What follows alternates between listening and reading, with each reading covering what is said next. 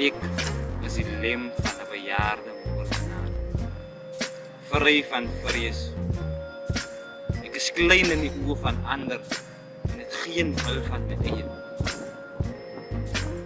Ek word besmet met bloed en weer skoon gewas. Is dit my eindelose siklus om die lewenswese van ander te ondermyn en te stort op gronde van onheid?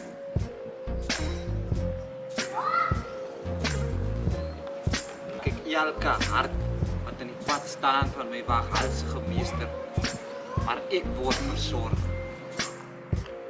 My dade mag ander verniel, maar ek bly nie.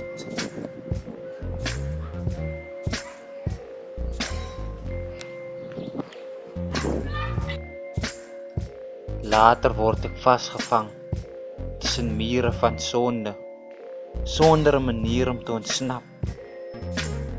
Die moordenaar hou my skerp, maar vir wat? Daar is geen vyand in sig. Hy troos my met woorde van rou oor sy invloed. Ek voel sy hart, die laaste pols van 'n moordenaar, deur my gevat.